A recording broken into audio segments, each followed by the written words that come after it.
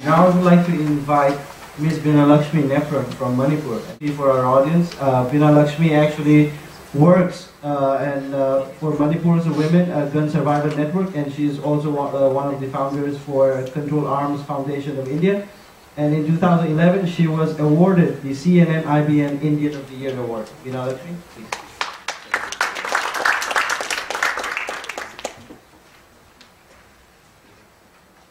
Thank you, Irom, and thank you to the Harvard Kennedy School, Carr Center, Kashmir Initiative, Nama, and Imphal for the excellent opportunity given to us. Coming to Harvard is like a dream. It's my first time in Boston, and I think a lot of people are looking up to how this hour-and-a-half discussion is going to. They think it is going to transform the face of Northeast India and its violent politics. Let's see. Today I'll be focusing on, yes, there's a PowerPoint, yeah. What I will be focusing on is, as Damo Somi Roy also beautifully shared with you, the aspects of the Manipur.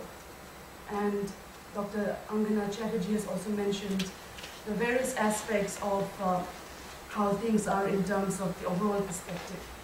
I'll be focusing on what it means to have lived a life under the Armed Forces Special Power Act. I am from Manipur. I was born in Manipur. I'm a Manipuri woman. And in fact, my father told me the day I was born there was curfew. At the age of, when I was 8 years, I saw the first ever aftermath of a massacre near my house. It was a Herangoithong massacre where more than 13 civilians were shot dead in court by the paramilitary after the insurgents attacked them for weaponry.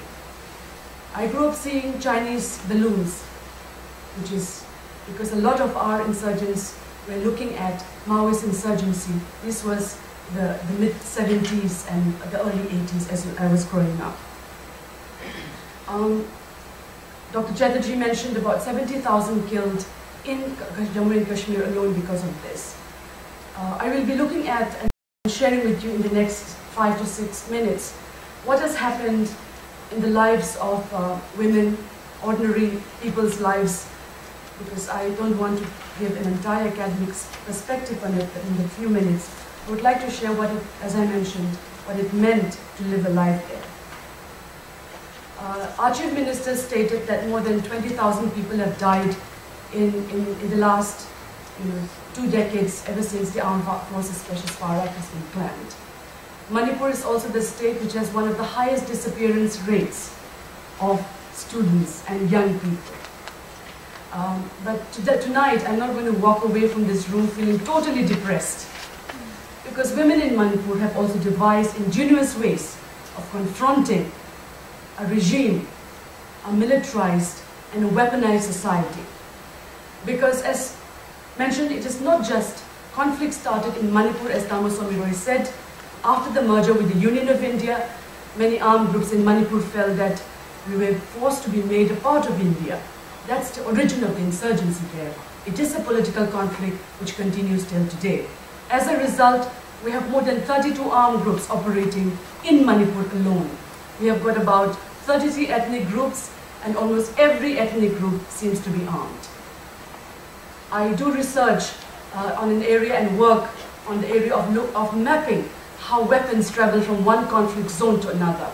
And I also look at the whole ambit of narco-trafficking along the Indo-Burma border. But it was a sense of actually turning research into social action which made me set up these 2 organizations, namely the Control Arms Foundation of India and the Manipur Women Gun Survivors Network. The reason is, as I mentioned, on one hand, we have got an entire, in order to curb the insurgency, we have 60 battalions of the Indian Armed Forces operating. Not to forget the various military, paramilitary, security agencies. So for every 60 Manipuri, it is said that there is one Indian Armed Force personnel for us. I took one of India's most noted photographer, Raghu Rai, in the year 2009 to Manipur. His flight landed, and he told me his first reaction was, "Beena, this looks like Iraq. If you come to Manipur, our life stops at 5 o'clock. We cannot sit for a debate like this at 6 o'clock in Manipur, because in the night, only army convoys, the militants, they roam around in our streets. There is no security in our lives. Anytime, if Irendra is in Manipur, he can be picked up on mere charges of suspicion. I can be picked up. You don't need a warrant, and neither the Supreme Court, any court of law will protect me or any Manipuris or anyone who was visiting Manipur at the time. Such is the way in which, and as Dr. Chatterjee has said, that it violates totally many rights of the Indian Constitution. On the other hand, as I mentioned, so as a result, we have the impact on what's happening on ordinary men, women's, children's lives are that every day there is a slow killing going on. 3 to 4 Manipuris are slowly bumped off every day. We don't realize this. There's a slow killing going on, both in the valleys as well as in the hill areas where the ethnic communities live. As a result, I work with several hundred thousands of women who have survived gun violence. I don't use the term widows for them. They're survivors. Because many of the killings of young men which has happened are between the age group of 19 to 40, leaving behind young women with young children. They have got children as many as 2 men.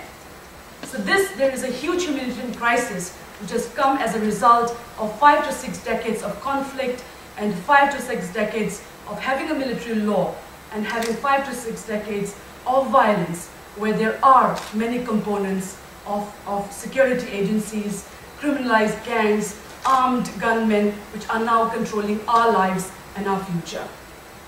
So just a few weeks back I was in Shillong and the Manipur government was present, and this is to show you the magnitude.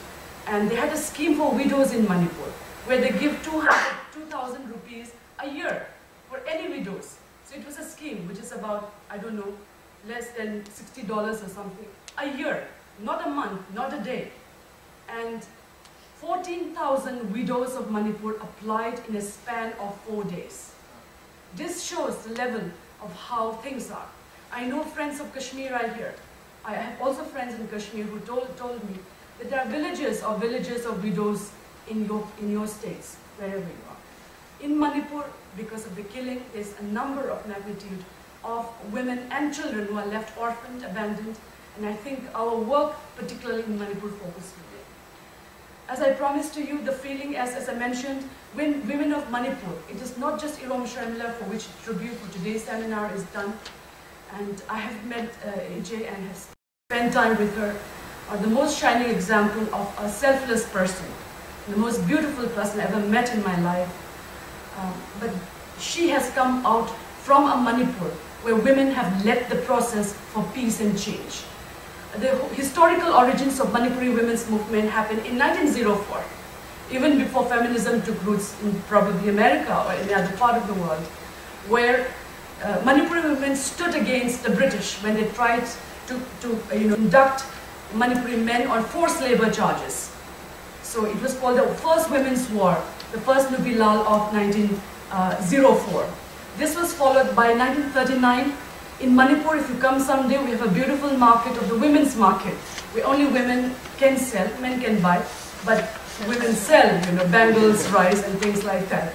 And in 1939, there was an artificial food scarcity created by the Marwari community, which is a business community, and the British, because Manipuri rice is very tasty and it's very nutritious. So a lot of people are siphoned off abroad, outside Manipur, creating artificial food scarcity. And women rice traders, when they couldn't find any rice to sell to feed their children and their families, they got together and started gherauing and started attacking, convoys of rice, saying that if you have no right to sell rice outside when we have no rice to feed our children. This was 1939, the Second Women's War of 1939. If you come to Manipur, there's a beautiful memorial dedicated to it. And then after that, when insurgency started in Manipur in the late 70s and early 90s, before that there was a huge aspect of alcoholism. So Manipuri women started what is known as Nisha Bandi movement, means a movement against addiction. So because a lot of our men were getting drunk and beating women. So women got together and they started heroing liquor shots and garlanding men who are drunk with shoes. So it became a very powerful movement in Manipur. And then when insurgency started and the Armed Forces Special Power Act was clamped in Manipur in 1980, and when there was massive disappearances of young men and women, and when there was no protection of law, that's when the Manipuri Maira Paibis emerged in Manipur, which is groups of women who patrol the streets of night with bamboo torches. And I am a product of that history. Irom Sharmila is a product of that history. Every day of our lives, we the women in Manipur, we struggle every day to bring that peace in our hearts, in our families, and in our region and in the country. And I think this is what the spirit of Irom Sharmila, she does it in her in the hunger strike. She's been fed through the nasal tube, through a pipe. But there are other women in Manipur, the Mara Paibis, who have stood behind her. Thangja Manorama's case, where 12 Imas mothers protested in front of the Kangla, and many other historical emergence of women. And Irom Sharmila is one of amongst us. We have taken the struggle. She's an icon for us. She's an inspiration. And work will go on in Manipur, led by women and men, to bring the peace and justice that we would like to see. Thank you.